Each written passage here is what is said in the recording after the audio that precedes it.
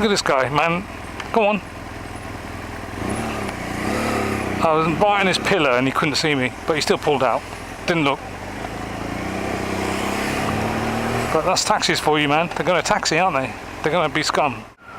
There's a lot of flies today. I'm getting right in my face.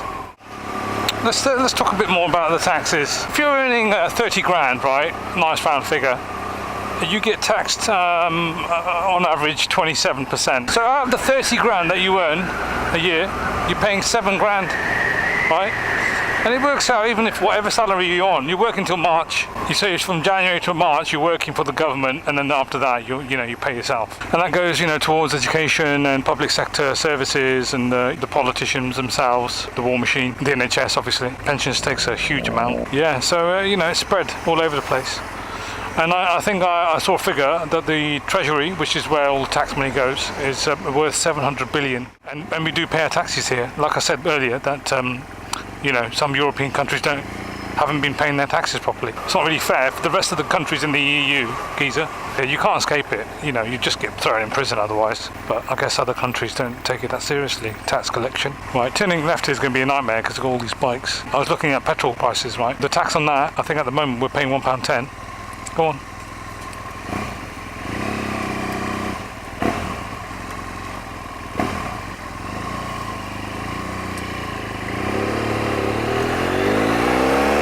So the price on fuel, okay, we're paying £1.10 at the moment, and 60p of that is tax. That means that the fuel is about 50p a litre. As soon as they went through the pound, that was it. The sky was the limit. I think they were waiting. They were just ready to pounce. Again, when it comes to corporate tax, I don't know what's going on there. They tell you one thing and they're doing something else, and I can't really trust any facts online. You don't have to watch the news to see what's happening. The other day I was discussing job cuts in China.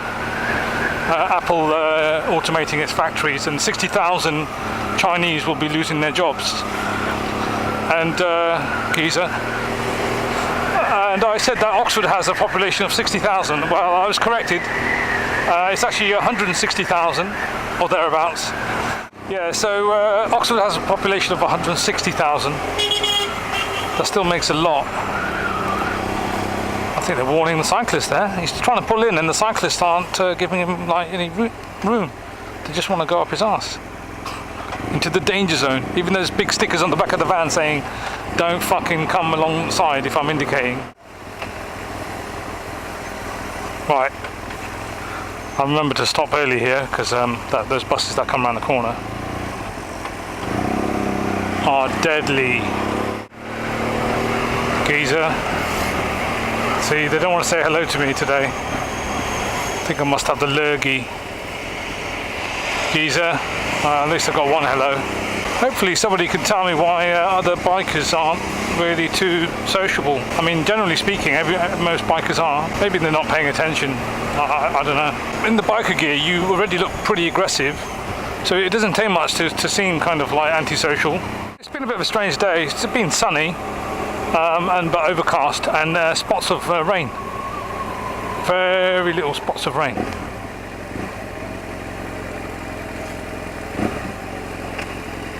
Nice. Yeah, bit weird weather, really. I've not seen like that before. I blame the global warming. It's funny because, I think most politicians don't agree with it. No, it's not happening, Look at Mr. Trump. I think he's not really a fan of global warming because obviously it interferes with his profit margins. But, the ozone layer is there to protect us, right? The only way to get around it is get the fuck off the planet in time. I watch a lot of science fiction, and a lot of it is based, on post-apocalyptic or set in the final days, as it were, and things like Interstellar, where they've just run out of sunlight, is it? Or there's lots of dust storms all over the planet Earth, and there's no water or something. It's just stating that. What are we going to do when all the resources run out? Get the fuck off the planet, look for a habitable one. Yeah, okay, well that's never going to happen. Not the way we're going. I reckon it'll be for us to have viable fast and light travel if we ever break the laws of physics. Because, there's no way that we could travel fast and light. There's more chance of us bending space and creating a wormhole than travelling the fast and light. If you believe in that sort of thing in the first place, we can have lots of nice arguments. But yeah, I think it would be easier for us to fold space, right? 2 points together and jump through the wormhole that we've created. It's doable, apparently, according to the laws of physics. Just have to find a black hole that, you know, it points to the right place that you want to go. A lot of flies, man. We're running out of resources quickly, and when I was at school, the population of the planet was 4 billion, and now, like 20 years later, 7 billion, and they're saying it'd be 22 billion by the time I'm 60. Is it feasible? Is it doable? I don't know, but not the way we're going. I mean, yeah, we could probably sustain a lot of people, but not the way we are looking after ourselves. There's no way. We can't look after ourselves now, let alone with 3 times more of the people getting off the planet. That's the only way to avoid it, you know, before the ozone burns up. Geezer. Are we going to be able to meet the energy requirements for so many people and industries to support those people? It's a difficult one to answer. I've not done the maths on that, but we have done the maths on solar energy. I mean, it's paper napkin math, but basically, if we were to cover the Sahara Desert, right, only 1% in solar panels, it would be enough to power Europe. Now, yeah, we'll have to get the power to Europe somehow. I think it's doable with the right technology. I mean, look at Elon Musk, right? He's promised to do things, you know, automation, electric cars, rocket to Mars, rocket to the moon, rocket into space, you know, land back safely. And he's done good on his promises, you know. Why can't we have people who are looking to renewable energy resources and thinking about the future rather than, you know, the quick buck, as it were? And renewable energy is out there and it's doable. It just needs money and time spent on it. Instead, they want to frack the earth, rape it even more. Geezer.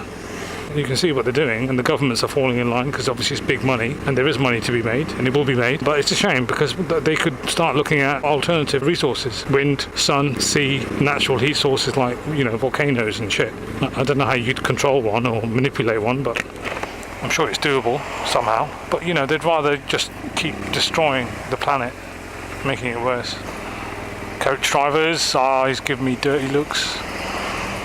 Didn't look happy. Wind power, yeah, I mean, it's a shame because a lot of people are against it. You know, they say it makes the surrounding countryside ugly, but I disagree. I think they're very majestic, especially the really big ones that turn slowly. Maybe they need an incentive, cheaper power, maybe, I don't know. But there are fields of solar panels here, and that's okay because they're at ground level and they're surrounded by trees and bushes and hedges, so it can't be seen. But they take up a lot of land. But, you know, if the land's not being used, then fair enough. It will take a long time to become sustainable on renewables. You know, we've got electric cars now and they're looking at automation. Even the Queen mentioned it in one of her speeches. I think it was the budget. It is coming. I don't know how motorbikes are going to fit into that. I mean, there are electric motorbikes out there, but they're just too expensive for some reason. I think it's the battery tech that cost them so much, or the servicing. I don't know. I don't know why they're so expensive. But, like, you know, the base unit, brand new, nine grand. It's not worth it. I think there is an electric moped out there for half the price, but it's just an electric push bikes. Again, it's just crazy. Because even they cost 2 grand for a good one. I'd love one. I love electric motorbike, man. That instant torque would be amazing, and the silence. It's a completely different experience, isn't it? You can't compare them. They're different beasts. But getting onto other planets, maybe, you know, I think it will take years. Elon Musk is saying that he wants to send a manned mission to Mars. And I think he'll do it. It might not be successful, but he wants to do it, and he will do it. And Richard Branson, who's in charge of Virgin, wants to get space tourism out off the ground. Pardon the pun. But he's looking into that in a big way. So it's getting there. I mean, I'd love to go. I'd love to do that, but I don't know. You know, the more I think about it, the scarier it gets. I'm sure it'll be awesome, and it will cost a bomb. But if it adds to R&D in space travel, then that's just even better, isn't it?